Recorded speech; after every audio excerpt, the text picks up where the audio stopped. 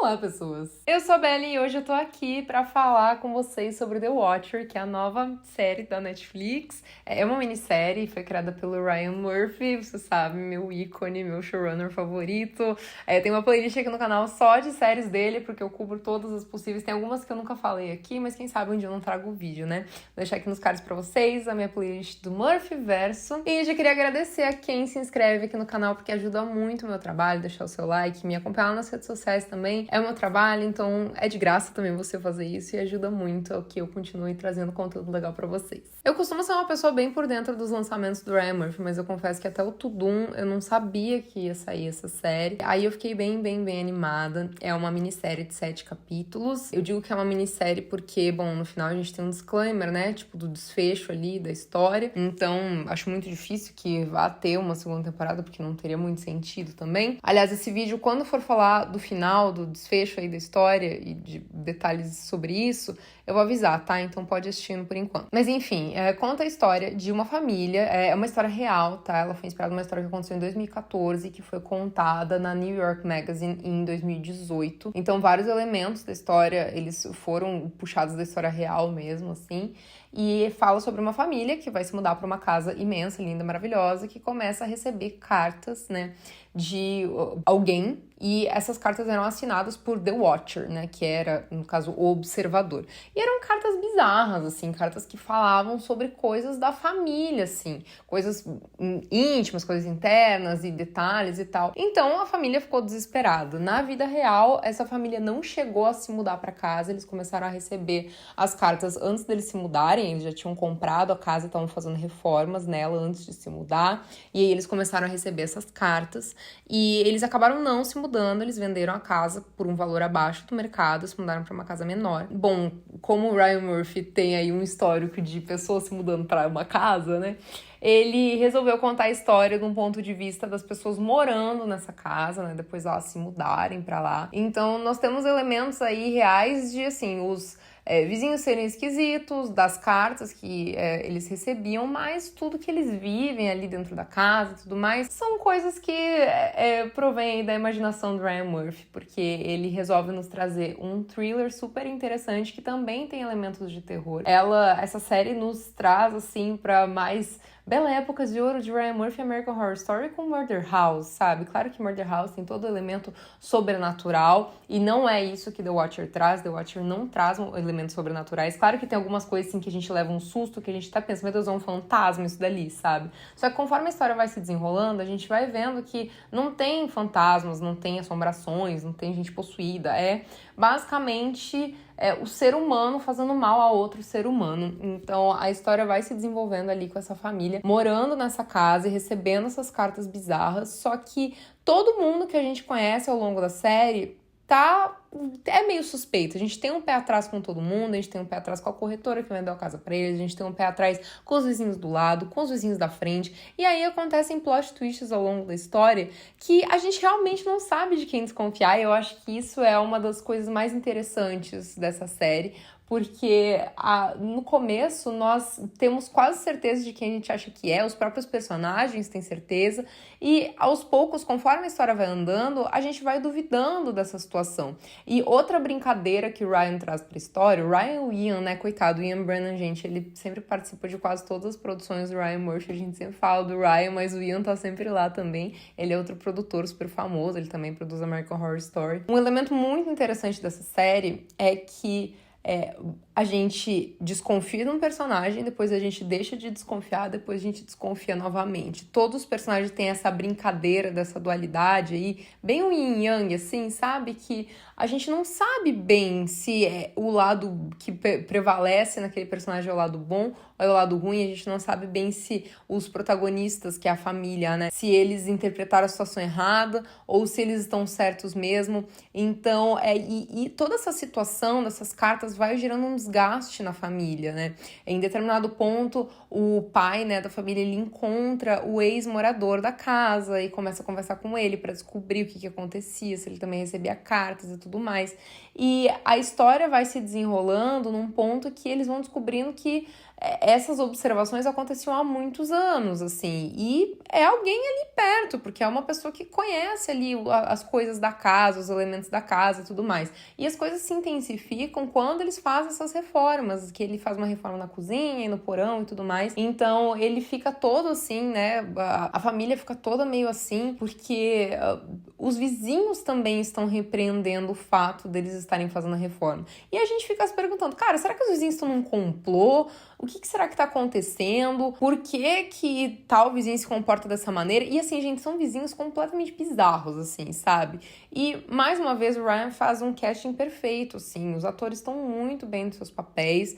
De fato, assim, talvez a família poderia ter uma profundidade um pouco mais interessante ali em alguns elementos. Eu acho que o pai talvez seja o personagem um pouco mais aprofundado, assim. Os filhos ali são os adolescentes e tal, quer dizer, o menino é mais novinho, mas talvez a gente poderia ter um pouco mais de camadas ali na construção da família, mas como o foco principal é a casa, é o observador e é a vizinhança, talvez isso não interfira de forma negativa, assim, na história. Pra mim, é um thriller super legal de você, assim, assistir de fim de semana, porque os episódios passam muito rápido. Pra mim, o ritmo da série foi muito bem, assim, os episódios iam passando, eu ficava presa na TV, não conseguia parar de assistir, e quando via já tava em outro episódio. Então, quando eu soube do plot da história, eu fiquei, putz, será que não vai ficar maçante? Talvez essa história servisse pra um filme, não pra uma série. Mas, pra mim, no formato de 7 episódios, com a duração que eles têm, que é mais ou menos uns 45, 50 minutos cada, foi bom. Não ficou muito extenso, a gente conseguiu conhecer um pouco mais esses vizinhos esquisitos, um pouco mais a história da casa e dessas pessoas que estão envolvidas em toda essa situação e quem que teria mais motivos para mandar essas cartas para a família. Então, sempre vocês pedem assim, dica de thriller e tal, eu gosto muito de indicar as histórias que o Harlan Coben conta ali na Netflix, né, porque o Harlan Coben tem um contrato enorme de várias minisséries com a Netflix. Essa é uma série que poderia ser uma minissérie do Harlan Coben se não fosse uma história real. A gente sabe que o Ryan adora adaptar histórias reais, ele tem agora recentemente Dahmer, vou deixar aqui nos cards o vídeo de Dahmer pra vocês, mas é uma das séries que mais bombaram na história da Netflix. É a segunda série mais assistida da história da Netflix e eu fico muito orgulhosa porque o Evan Peters merece essa glória. E ele tem também Houston, que é outra série que eu amo, que também conta uma história real. E, enfim, ele traz vários elementos de histórias reais da American Horror Story, tem também os vídeos sobre isso aqui no canal. Mas o Ryan é apegado aí a uma historinha real, né? Então, se fosse toda de ficção, com certeza poderia ser uma história do Harlan Coben. Mas achei interessante. Obviamente, não é assim top 5 trabalhos do Ryan Murphy, ele tem séries geniais, melhores que The Watcher, mas sem dúvida alguma uma série que eu gostei, me prendeu, achei interessante e recomendaria para quem gostaria de assistir um thriller. Agora eu vou falar sobre o final da série, sobre o desfecho, sobre revelações e plot twists, então se você ainda não assistiu a série, para por aqui, porque senão vai acabar um pouco com a graça aí da sua experiência assistindo a série. Mas eu vou falar agora de algumas revelações, spoilers mesmo do enredo. Então vai lá assistir e volta aqui pra gente comentar sobre esse final e sobre esses plot twists. Bom, a gente tem alguns plot twists ao longo da trama, né? O primeiro que é os vizinhos, né? A Mo e tal. Eles acharam que tinham sido assassinados, né? E o próprio filho deles falou que eles tinham sido assassinados. Depois a gente descobriu que não, que o filho era um lunático, que precisava ser internado e que, na verdade, ele tinha matado 2 idosos, assim. Gente, o negócio é um troço sangrento, assim, sabe? Vão rolando coisas bizarras. E a gente vê também que todos os vizinhos estão meio que escondendo alguma coisa. Em um dado momento da história, bem no final, a Theodora, que é aquela mulher que estava ajudando eles ali na investigação, ela falou que ela que tinha escrito todas as cartas, que ela tinha morado lá e blá, blá, blá, blá, blá, blá.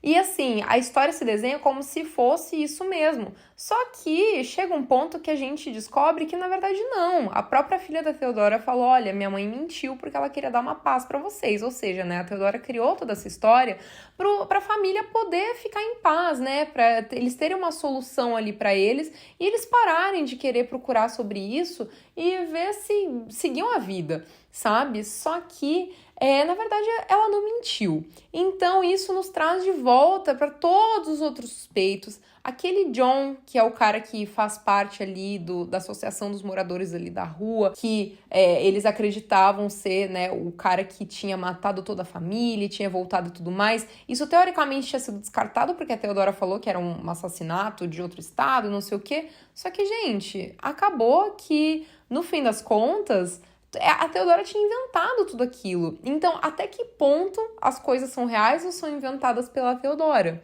sabe? Então, pode muito bem ser que aquele John realmente seja o pai daquela família ali, ele matou todo mundo. Aquela garota que tava ali, né, a garota de Maria Chiquinha ali, será mesmo que foi alguma coisa que a Theodora colocou ou ela realmente teve algo inexplicável, uma garota apareceu ali, né? Porque o próprio Dakota, que é o garoto que instala as câmeras e tal, ele falou, cara, eu não vi por onde ela entrou.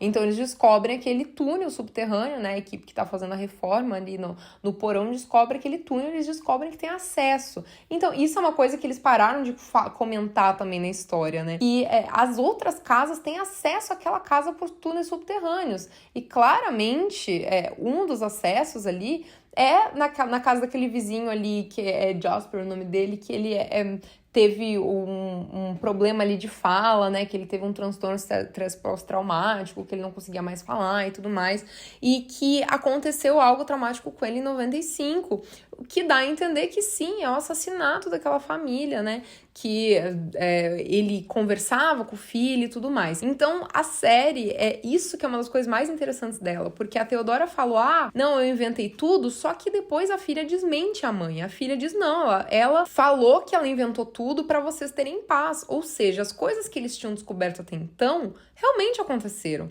Eram coisas que eram suspeitas. E muita coisa dava a entender que também os corretores estavam por trás disso, né? A gente viu ali até que a corretora Karen, né, que vendeu para eles, ela acabou comprando a casa, e daí ela que começou meio que ser assombrada, né, pelo que estava acontecendo ali na casa.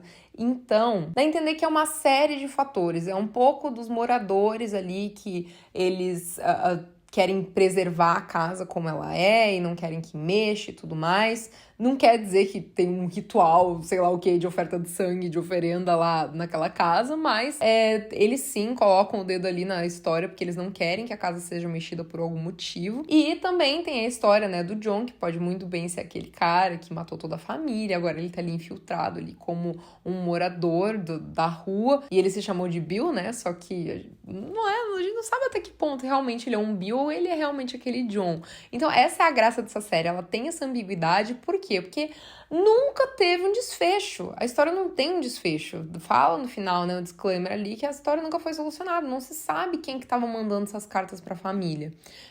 Na vida real, pode muito bem ser alguém que, tipo, não gostava do cara no trabalho, alguma coisa assim, e queria meio que dar um sustão nele, sabe?